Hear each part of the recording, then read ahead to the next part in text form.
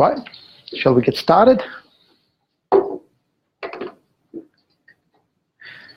Today we're going to talk about cryptocurrency wallets. Yeah?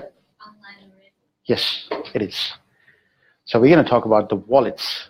As I usually say that, I need to tell everybody that this is an education session only.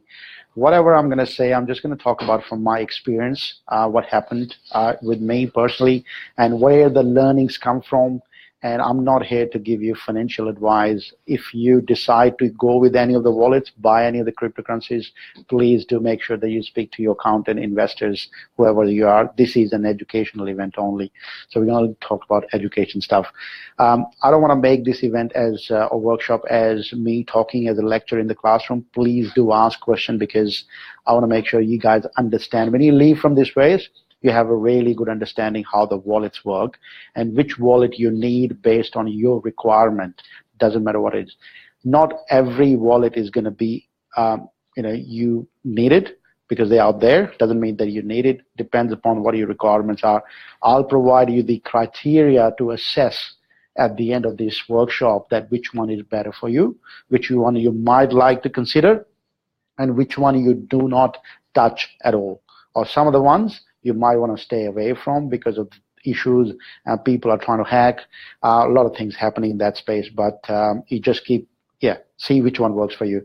One of the things which, before we get started, I just want to sort of acknowledge the company called GSE, Global Supply Chain. These are the people who are providing us the platform where we can actually speak to you guys.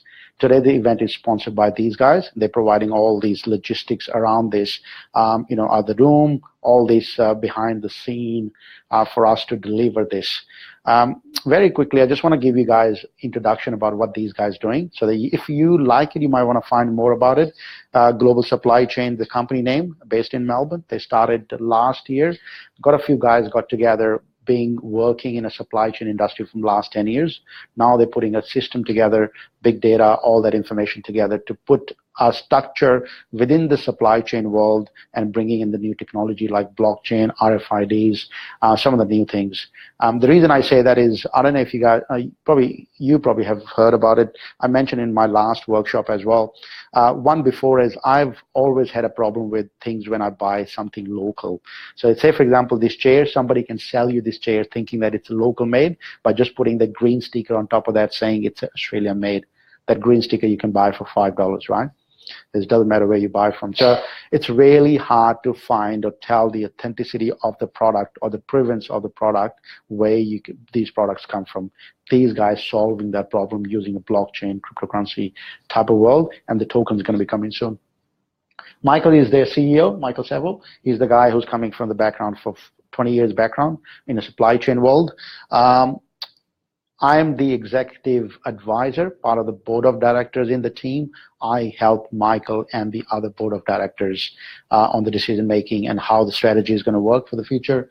There are a couple of other marketing officers. Leo is working in here, especially in the Chinese market, because that's where most of our goods gets delivered at the moment. We also have Lincoln is one of the other advisors, part of the team as well. So these guys work together, right? If you'd like to know more information about this, please go check it out. Their website called gsc.global, and they have a lot of information out there, talk about what's happening out there in the world of supply chain. But also, not only that, I think I'll leave and open up to the other places as well. If you want to Google it, I don't know if you read the news. Today was the news where we got about 10 Australian companies got sponsored and got promoted by some of the venture capitalists. They got really good deal with their plans. So some of them got 35 million, some of them got 30 million in last 6 months. Australian ideas getting out there. One of the biggest thing which concerned me for many, many years is if you compare with America, right? Look at the top 10 companies in America, how they look like. Top 10 American companies were used to be startups, right? In this country, we do not have any startup at the moment who are in top 10 company list. But that's going to change very soon. I truly believe that because people like you and me are making that change happen. Right? And the government and everybody else is supporting it at the moment as well. I haven't seen that good vibe out there, what I'm seeing today. This time, this 2018 is a really good time. If you've been thinking about starting a business, this is a very, very, very good time to start it, because everything is sort of working out that way. Technology is out there supporting it as well, but along with that, the other parties around that is helping it. So it wouldn't be that easier. If you're trying to think at 2005, 2006, there was not that easy to start a business. Things were not really happening. But now, because of social media, a lot of other things around that, it's really easy to start a business, and you can be in your business by tomorrow, right? So it's the only thing is holding you back is yourself. So start if something you want to start, please. Just like to say thank you, the GSE team. So let's get started. Before I get started, I just want to get a bit of understanding where you guys at the moment. Do you guys have wallets at the moment? Yeah? Okay, cool. No? No? Do you know? No? Okay, cool. That's good. So we have a mix of people here. So I'll talk a little bit for people to give you a bit of more understanding what is wallet, why you need it as well. So what is wallet? What is cryptocurrency wallet? Cryptocurrency wallet, in a simple definition, is a software program that stores your private and public key, which interacts with the public blockchain ledger. Nothing else. It's just a piece of software where you store your public and private key, and which communicates with the public ledger to tell you what your balance is of the cryptocurrency. You do not store any of the tokens or coins within the wallet. There is nothing out there other than public and private key information, right? So the way it works is, think of that in a normal world example that you have. Think of it in a normal world, you have keys of your house, and think house is huge, which is publicly available. It's sitting on a piece of land.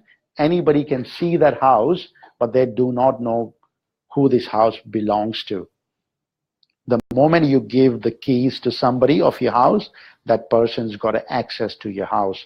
That person can unlock it, walk into your house anytime. That same rule applies. If you give your physical keys of your house to somebody else, that does not mean that person has your house. But in what it means is he can walk into your house anytime. That's you given the access to that person. This is same rule applies into the wallet world as well.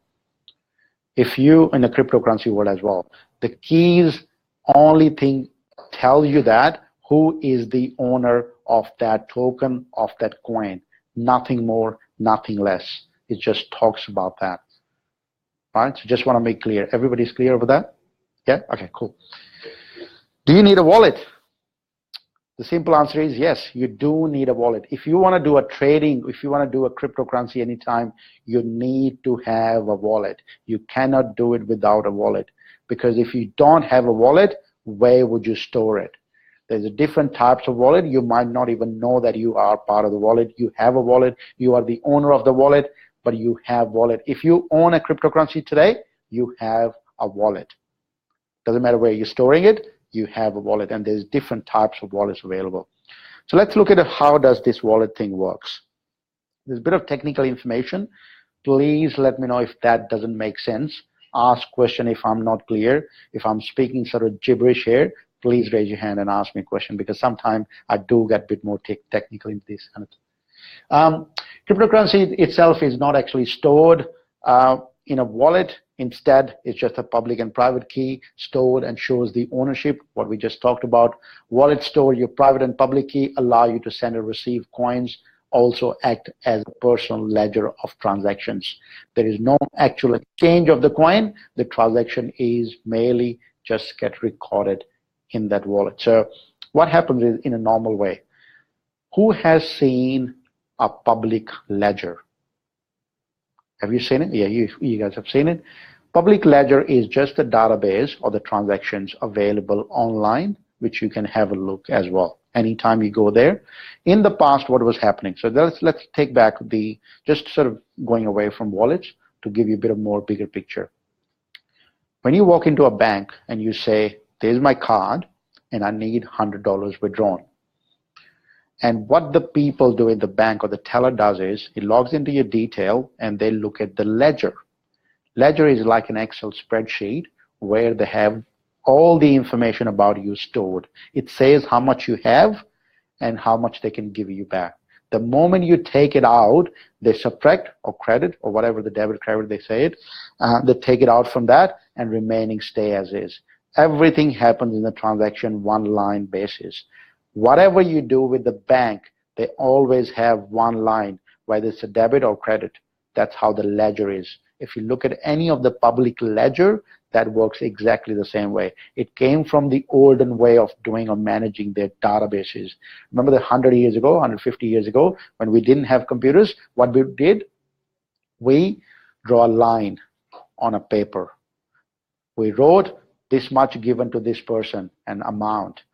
If you go back in any of those old places, whether it's Egyptian, Indian, Chinese places where they show you in the museum how these journal ledger looked like 100 years ago, you'll get to see that how they look like. They replicate the same in the online world as well now. Excel spreadsheet is one of the examples.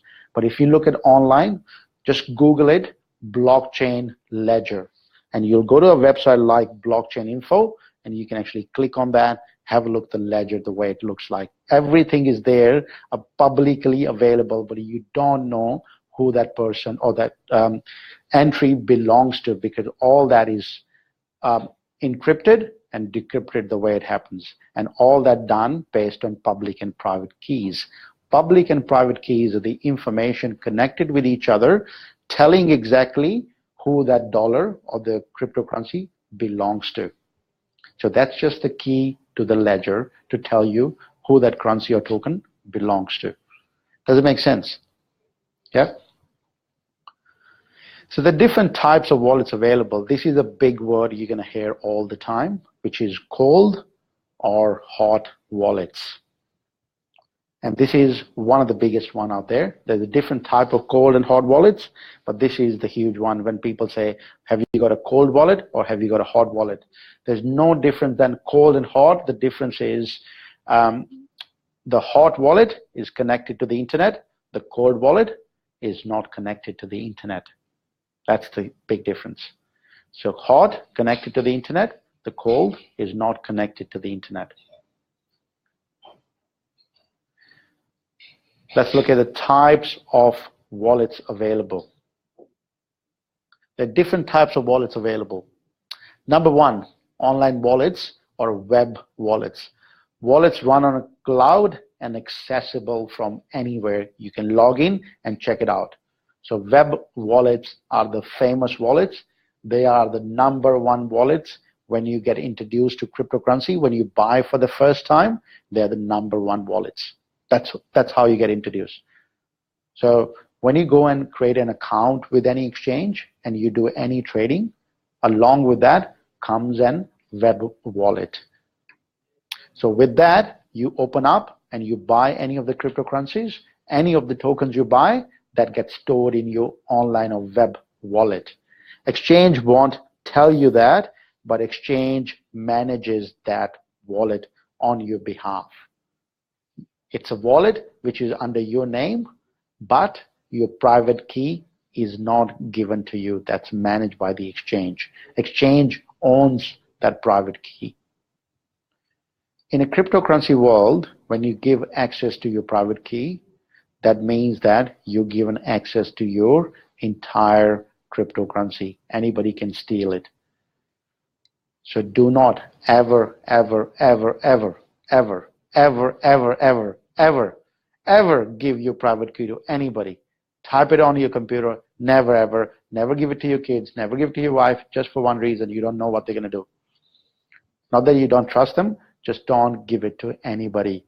That's the biggest flaw or disadvantage at the moment with the technology. Means that there's only one mistake and all your cryptocurrency is gone. So if you give it to somebody or somebody steals it from you, doesn't matter which form or shape, they take all your money away. And that's where my problem was when I started with this. I didn't actually know how to keep it secure. I don't know where I typed my private keys. What did I do? My money disappeared like that. And I didn't even have it. like 1 or 2 Bitcoins. Now I sort of, it's too much money. At the time wasn't, but they're gone, disappeared, right? So don't want to do that. Keep secured, because that's the biggest thing you learn, right? Keep that secured. Without the private key, you'll lose everything. So now you know a little bit about this. Let's talk about advantages and disadvantages of this as well, because I just want you guys to have that picture when you do this. So the biggest advantage of keeping it in an exchange or an online wallet is just because you can trade really quickly. You can buy and sell really quickly. Right? So if you got it available online, you can send it to anybody straight away without any delay at all. There's no delay in that. Tomorrow, if you got, like, say, 10 Bitcoins, and you say, I want to convert that to Ethereum, you can do it straight away. Excuse me. There's no delay in that at all. So that happens very, very quickly.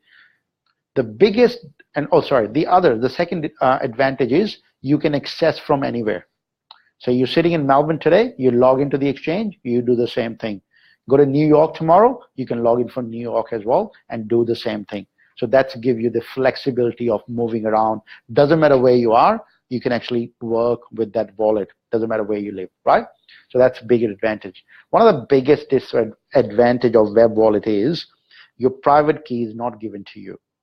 You do not control that. You do not have access to that.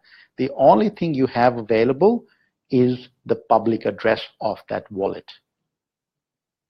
Can anybody tell me why they have given you the public address of that wallet? Yes, that's right. So in a cryptocurrency world, the way the exchange between the people happens is you deposit money in their wallets. How do you deposit money in somebody's wallet? By putting in their public address. So if I want to give you money, if I want to deposit money into your bank account, in your cryptocurrency wallet account, what would I do is I need to ask you, say, give me the address of your wallet. So what would you do is not giving me the private key. Give me the public key, please.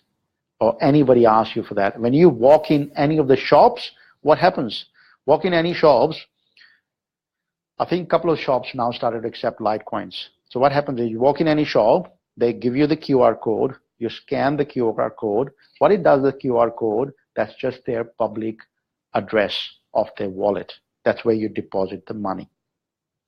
Right? That's how you transfer it very quickly. So what they did is, say if I transfer the money to your account right now while we're standing here, I say, okay, this is your wallet, I copy paste it, I deposit into your public account or wallet, straight away goes there. If you're running a business, you have 100,000 transactions happening every time. How do you relate that to who sent it to me? Right? That's the only difference where they're putting up payment gateways. Otherwise, you don't need a payment gateway. The only difference is the payment gateway, what it does is it connects with the real people. So that I know if I'm sending, you know that Jag sent you money. Otherwise, how would you know? Because there's nothing at all there. That's the only difference when you start sending the money. But coming back to you, the biggest disadvantage of web wallet is that you do not control that cryptocurrency, even though you own it, but you do not control it. Who remember what happens? Have you guys seen that movie called the Bitcoin movie on Netflix? Yeah, betting on Bitcoin. Have you seen it? Yeah. What happened with that into 2013? The biggest thing happened at the time, right? Yeah, Mt. Gox, right? They disappeared. Overnight, they disappeared. Billion-dollar company had about 550 million of tokens or coins in their exchange at the time. 2013 we're talking about. At the time, see, market wasn't that much. Market cap was very, very small.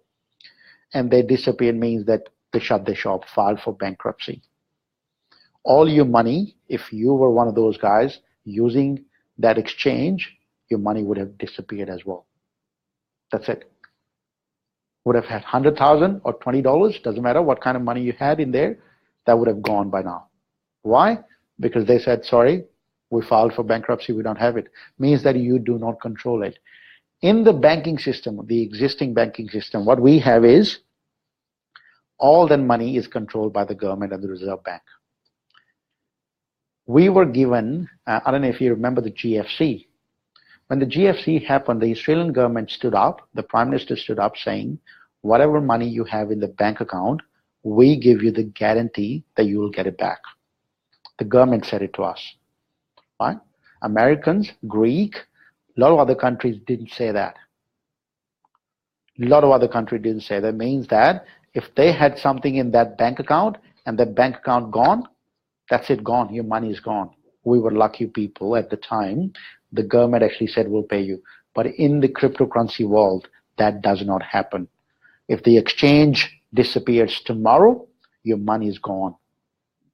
So that's the biggest disadvantage of having your cryptocurrency in any of the web wallets or any of the exchange wallets. But doesn't mean that you don't keep it there. It means that you know now that if something happens to them, your money is going to go. So you need to develop a strategy. We'll talk about the strategies at the end, how you work with the different wallets, because they're different out there, but what kind of strategy you apply. I'll give you examples of my strategies and see if that works for you guys as well.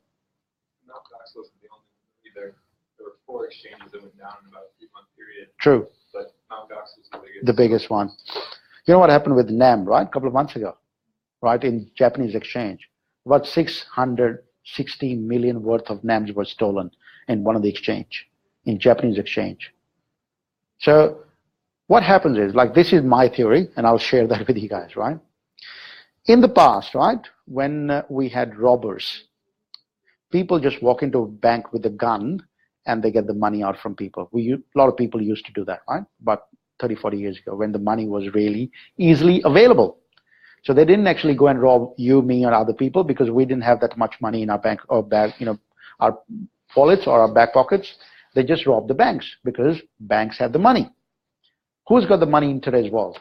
Bank does not store the money. No other place has got the money other than these cryptocurrency exchanges. You and me don't have the money, or we don't own that much cryptocurrency. The biggest place at the moment where the money is and they don't have much security is the cryptocurrency exchanges. So I need to try for like 6 months, 1 year, 2 year, 3 year. One day I might get lucky, right? That's how the hackers do it. That's why they keep trying, keep trying, keep trying, keep trying, keep trying, keep trying.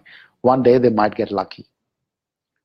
Because once they get lucky, it's going to be so much. And nobody can do anything because nobody knows who owns it, right? So that's the way the world is. So if somebody is just doing it, you wouldn't actually know. So that's why a lot of exchanges get targeted every day because of the same reason. Mobile wallets, right? What are the mobile wallets? Simple answer is same, which you can carry it on your iPad, iPhone, any of the smartphones, which you can take it away and you can use it on your phone, right? Jake's wallet is the biggest example, and they're pretty famous, and they've been used by a lot of people. And one of the other reasons is when the wallet started, when we started mucking around with wallets, the only thing we had available was one currency type and one wallet. There was nothing out there available. So Bitcoin had its own wallet, Ethereum had its own wallet, Litecoin its own wallet. Every currency had its own wallet. Somebody found out, hang on, in the future, we're going to have a lot of tokens, a lot of coins, a lot of things. They said, hang on, normal people do not understand that bit. They're not going to go and open up 50 cryptocurrency wallets, and they have to manage 50 cryptocurrency wallets. So what they did was they provided solutions like Jake's or any other available out there. Just do the same thing. Have one app where you have all the other currencies are stored in a different places. So they're still inside with that are a different wallets, but you don't get to see it. You don't need to know that, right? So they made it very, very simple. That's why they became billion-dollar companies very, very quickly.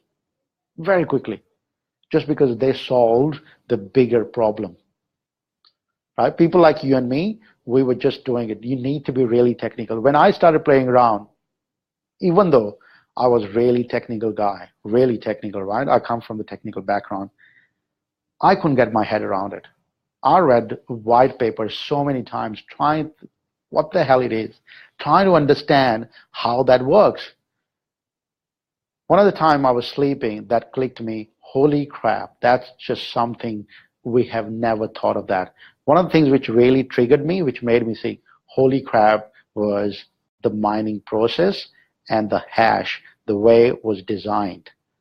Because if you have, the way they said it, I don't know if you guys are aware of that, the way it's going to work is, if you have more miners, the hash, the math, the algorithm behind it is going to get more and more complex day by day. And that's a really good design. Really good design. Right. Number 3 wallet. What is number 3 wallet? Is a desktop wallet. As the name suggests, it's installed on your desktop or on your laptop.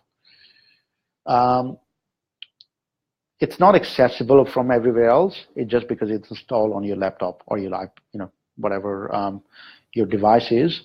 One of the biggest thing, comparison example would be, I don't know if you guys remember that we used to have a series for Microsoft Office. We used to have series for MYOB, all the other things where you bring home and install the product, right? There was a time when you used to do it, not SaaS or anything else. That is exactly the same thing. Once you install it, it's only available on that desktop or your laptop. It's not accessible or available anywhere else. So that gives you a bit of advantages and disadvantages as well compared to the other ones, the mobile wallet or the web wallet. We looked at it. The disadvantage is because it's not accessible from anywhere else, it's only accessible from one laptop, that you are limited to the way you can operate, right? So if you want to do a transaction based on that, you need to connect that to internet. What most people do it, they don't hook their laptop into the internet. What they do is they transfer it into a web wallet or any of the mobile wallets to do any of the transactions. Keep in mind that if you have any of the offline wallets which are not connected to the internet, to do any transaction that has to happen through the internet, you have to transfer that or convert that into the internet world. Right? So some of the people have 2 strategies. One strategy is a long-term strategy. Long-term strategies, you keep that for as an investment purpose. So people buy cryptocurrency for investment. And some people, they have their strategy that only buy for trading. If you're buying for trading, you need to keep it online because offline won't work for trading. Right? So desktop wallets. Yeah? If you have a desktop wallet and you have your own private key external, yeah, can you download the app, just the same desktop wallet application on a different computer and apply that private key to it and still have access to those funds? You can, absolutely. It's replicating the existing wallet, right? So you can actually do that. Yeah. But what it does is, so the issue here is the moment you have those 2, 3, 4 copies, my question would be, why go into that much length to make that happen on different computers? Because computer is a bigger thing. Why not just have the other hardware wallets along with that, right? Because you can hook it in any laptop. Right? Carrying a laptop doesn't make sense. And also, the biggest or the other disadvantage of that is these things do get viruses, problems, upgrades. You need to upgrade Windows. You need to upgrade your MacBook. You need to upgrade all that sort of stuff as well. If you install on this, there's a bit of problem in that because other hardware issues comes along with that. So I don't have desktop wallet. I don't use it. I don't recommend it just because it's a, a lot of people, and I don't know if you remember that, a lot of people got a hard desktop wallet where they had a lot of Bitcoins they couldn't retrieve because they put the hard drive somewhere else and they don't even remember they have it, right? So that's the other big issue because, I don't know, somebody doesn't even know that you have it. So what happens is the way people now started to do it, they became more smarter and smarter. They have one online strategy, one offline strategy. Right? Offline strategy is for long term, and they put it in a USB, all the other wallets we're going to talk about, and they hand it over to other people. Some people do the other wallets as well, which we'll talk about at the end. Number 4, there you go, hardware wallets. So what are the hardware wallets? Hardware wallets where you store your public keys on a hardware device like a USB. So they're nothing else. I bought it just then so that you guys can see it. I've got it here. There you go. New one came out. So this is a hardware wallet called Trezor. Right? This is one of the famous ones. Nothing else. It's just a USB thing hooked together. If you want to see, look at read behind. Just pass it on to people if you guys want to see it. I truly believe that you need to have a hardware wallet for your cryptocurrency. Just for one reason, right? If you have a hardware wallet for your cryptocurrency, you control it. You manage it. You're the owner of that. Right? Nobody else owns it. Nobody else manages it. You're the manager. You're the guy who owns it. You can give it to whoever you want to give it to, but if you don't keep it there, anybody can steal it. So hardware wallet is the best thing I would say to have it. Please have a strategy where you have a hardware wallet as part of the strategy you have, so you can actually move most of your cryptocurrency into hardware wallet, but also have it on offline wallet as well. These two are the best one. Nano, Ledger Nano S, or Trezor, the one you're looking at, is one of the best ones in the market. These guys don't have any waits. If you want to order tomorrow, you'll get it by next week. They're very quick. But if you want to order the other one, they just take a bit of time. I think the last time I looked at it, they're going to ship it in middle of May. So it's going to take a bit of time to come in. So otherwise, order these one, they're exactly the same. You don't need to be genius to learn about this. The moment you put that in there, it'll just instruct you what needs to be done. Very, very quick, very quick. So does the Trezor have the same limitations within the Nano, where you can only do 5 wallets to one? Yeah. So they also have, I think, 125 cryptocurrencies at the moment. But at the same, like, the capacity per device. Yeah. There's only nothing, like, there's not a lot of memory. Nah. There were about 6 or 7, I think. Okay. Yeah. I don't think so. There's more than that. But again, depending upon how many investment you're doing. So there's a bit of limitation in most of the wallets, right? So depending what's your investment strategy is. If your investment strategy is you're investing in most of the ICOs, ICO is the initial coin offering. When you invest in any of the ICOs, they do not have wallets available out there. The only way you can have or investment in ICO is they provide you the wallet. Right? There's nothing else out there. They're not going to be available in Trezor. They're not going to be available in any of the exchanges. You can't trade them at the moment because they're not part of the exchange. The only way you can have it is using their own wallets. That's it. And if part of the strategy you just want to invest in the major cryptocurrencies, those been around for a while, there are about 100 out there out of 1,500, and that's your strategy, then you need to just get one of these ones because they do that stuff as well. So if you're buying something which is already in the market for long term, and then you can use this. Otherwise, these won't work for any of the new tokens. Does it make sense? Yeah? Paper wallets. This is something very famous as well. And these are the first ones who came out as well a while ago. Paper wallets, as the name suggests, nothing more than just a paper. All your public and private key are stored on a paper, and you can actually take a multiple printouts. You generate your own wallet keys. You create your own wallet, and that becomes your paper wallet. Some of the places you actually print it out on a hard copy. It becomes like a gift card. So if you want to give somebody a gift card, paper wallets are perfect. And you can laminate it. You can do all that and fold it up in a proper way. They teach you exactly how to do it. We do in our classes as well. We exactly create paper wallets, how that happens. But this is something you do not do for your long-term investment. If you want to do that, you certainly can choose one of these strategies as your long-term investment as well. Say if you have really good safe in your house where you can keep them. But what happens with the paper? If you spill a coffee, it disappears, right? So if you make or muck around with that paper and something goes wrong with that, all your currency is absolutely gone, right? Again, going back to the first thing when I said, when you have a wallet, it does not mean that you're storing the cryptocurrency on the wallet.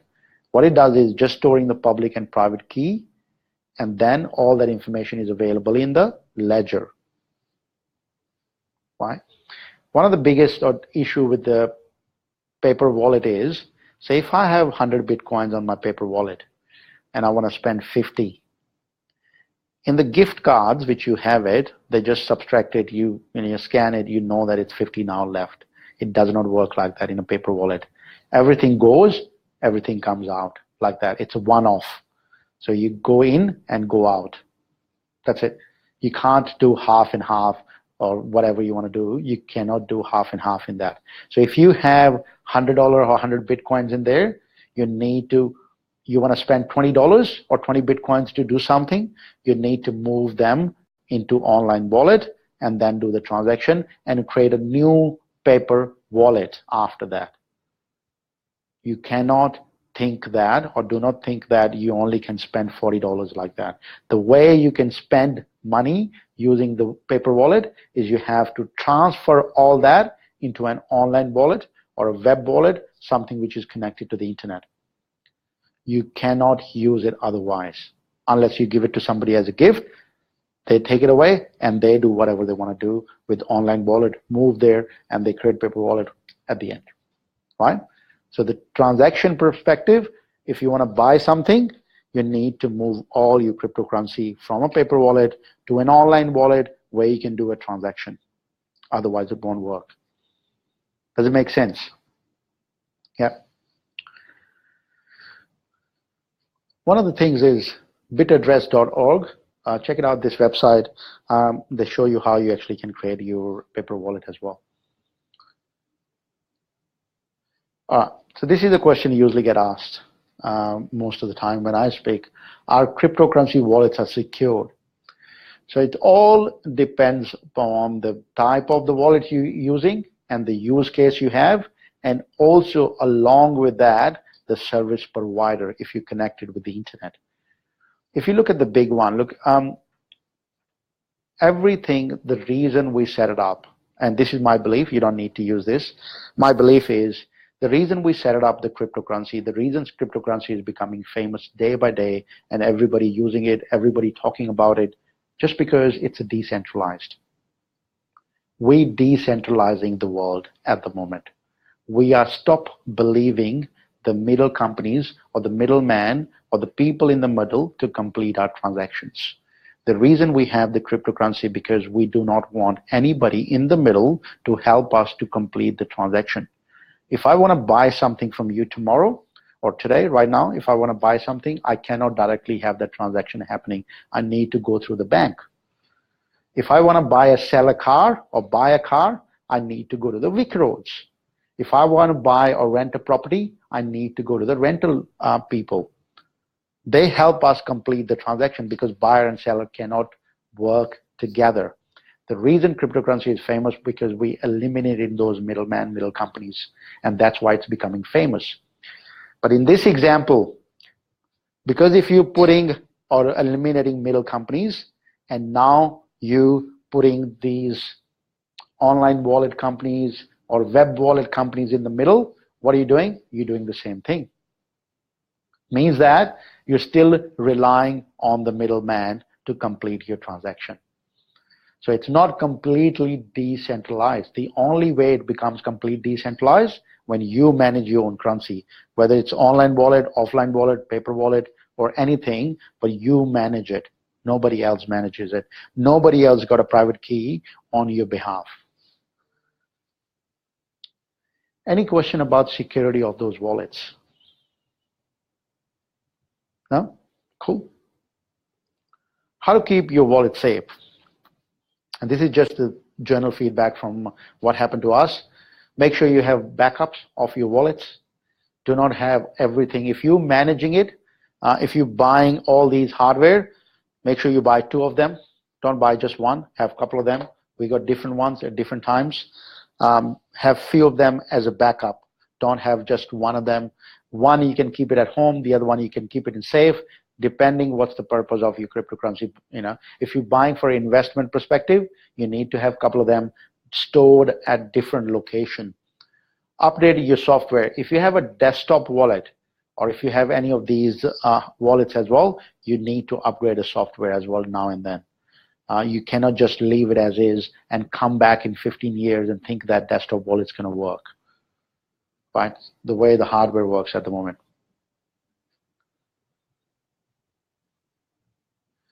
So add an extra security layer. And this applies to most of the online wallets. When we say add an extra security layer, when you log in on any exchange, what happens? The first thing happens is exchange asks you two-factor authentication, just to make sure that you are the real person, not somebody just walking and typing your password. What is two-factor authentication does? It actually confirms the validity of the person. There are two options all the time when you configuring two-factor authentication. One is put your mobile number into it. The other one is use third-party authenticator.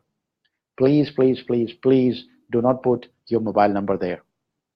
Use third-party authenticator like Google Authenticator. The reason for that is you might not be in this country tomorrow. You might be traveling somewhere else. You might not have access to your mobile number. You might lose your mobile number. Something happens to your phone. If you don't have your phone, you wouldn't be able to log in on your wallet. So have a two-factor authenticator, but have a third-party authentication like Google Authentication, which actually help you log into your wallet. And they're not part of the same company, so they wouldn't even have a clue what you log into. So somebody need to have your password and Google Authenticator at the same time to connect to your wallet. So have that in place. So that makes sure that your wallet is safe. Nobody's stealing anything from you. Right. Some of the things you need to watch out for, these are my learnings. I got it from hard way when I didn't actually know that they charge fees as well. Let's look at an example of online wallets.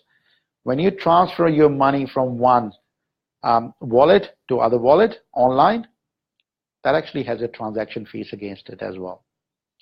I was transferring crazy from one wallet to the other wallet, and I didn't actually know they're charging fees for that as well. Like where the money going? Then I found out they charge fees as well. So that's a very big thing. Do not just keep transferring from here to there. There is a fee for that, and you ended up paying a lot of fee for that. Put a strategy together, which one are you going to use? Most of the people have multi-currency wallets on their mobiles now these days, especially the mobile wallets are very famous, but multi-currency or single-use wallets are other famous ones. As the name says, multi-currency, if you have a multi-currency in your wallet, you might want to use it, but they have more fee compared to the single currency wallets. That's the big difference, right? If the currency or multi-currency is not part of your strategy, do not use multi-currency, just use single currency wallets, just because for one reason, because you don't want to pay so much fee when you do transfer in and out of your wallets. Right? That's the big thing. And this is the thing I want to explain a bit more today. Right? Where from here? What are we going to be doing? What is it? So when you're setting up, number one step is set up your exchange wallets. That's the number one thing you would do. Because without the exchange wallet, you wouldn't be able to trade in any of the cryptocurrencies. And that's the way things work at the moment. With second one is, what's the reason behind your investment?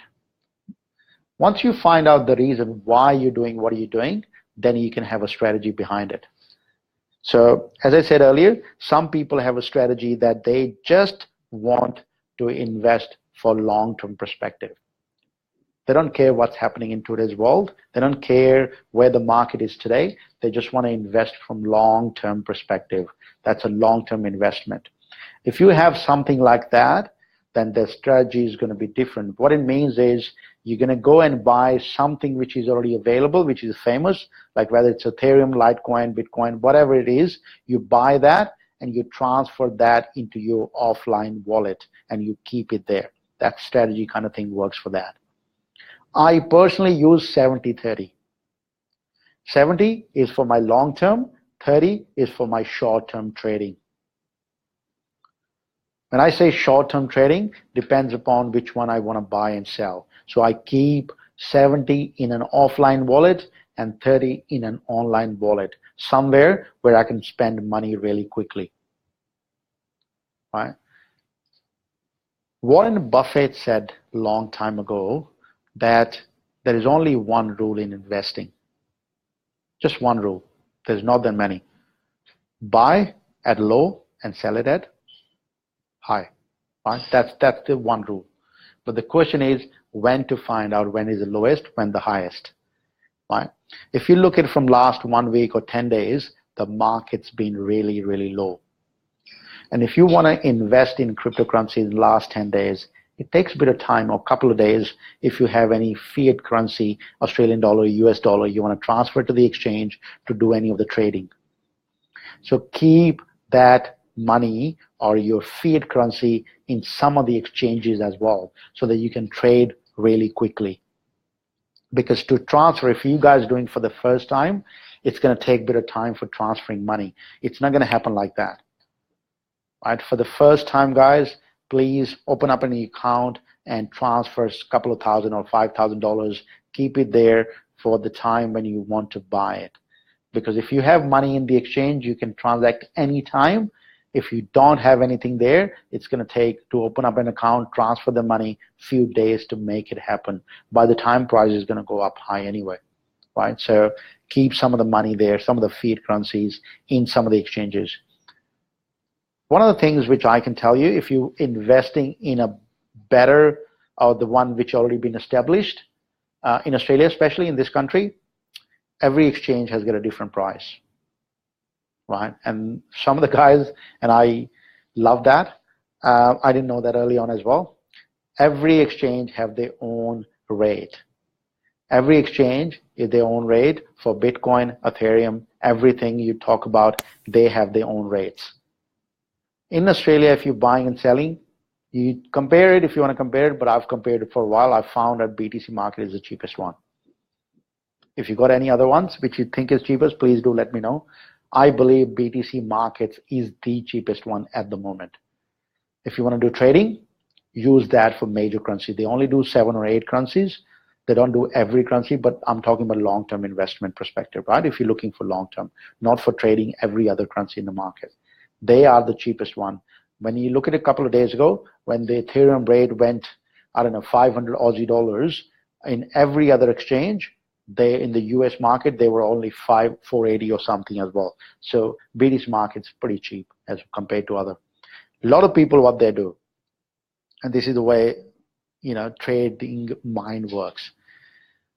So a lot of people, they buy in the US, and they sell here, or they buy here, sell in the US. Right? And that happens so many times because it's like any other dollar, any other Australian dollar or US dollar.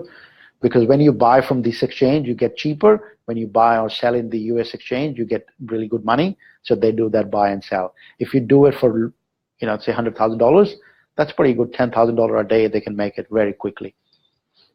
And that's how the market works at the moment.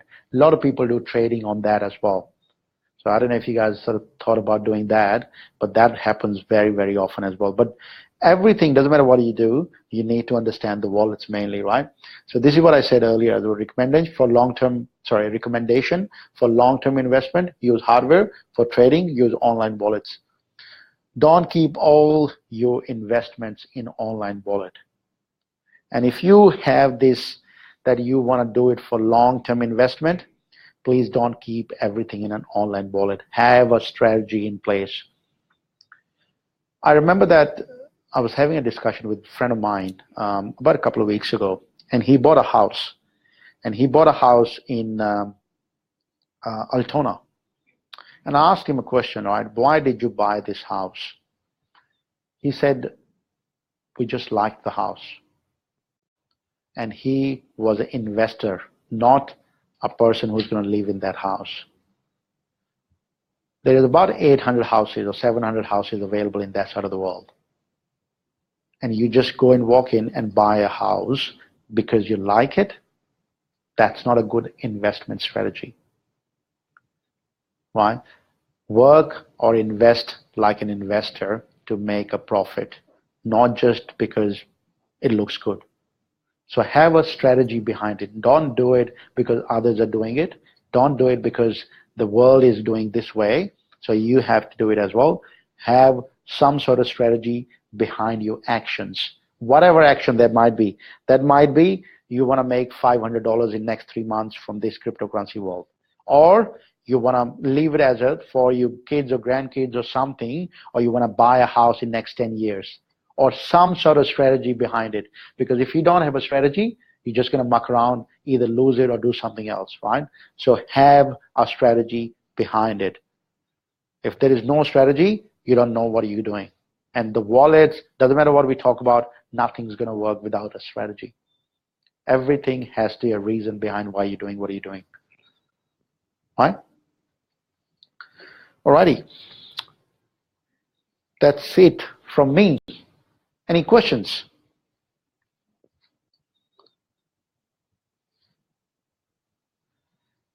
Yep. Does it make sense? Yep. You talk about the long-term strategy, so you foresee the value of the whatever currency will still increase in the Absolutely. Absolutely. No doubt about it. Like I can even close my eyes and tell you that. There is no doubt about it. One, and the biggest reason is because everybody's against it. When the government and the other people, when the people sitting on their high post start to get nervous, started to think and start do stuff based on that, you can actually say that something big is coming. If you look at the past, like I'm a big believer of history, right? I'll go back and look at the history, see how things happen. Whenever we have a dip, the second one is always the huge one. So now we're saying, people said it's the bottom line for the cryptocurrency. I think it's very cool because the people last year, a lot of people came in to make a quick money.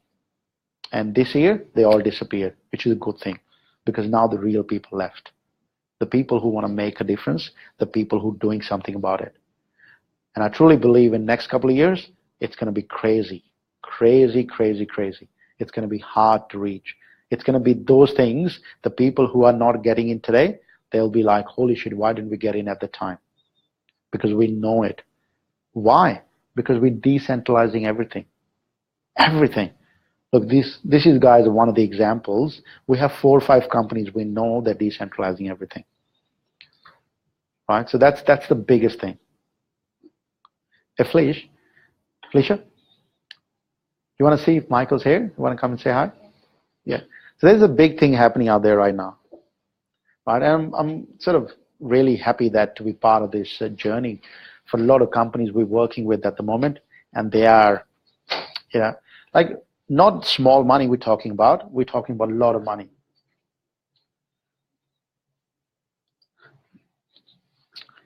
All right. Thanks, guys, for watching.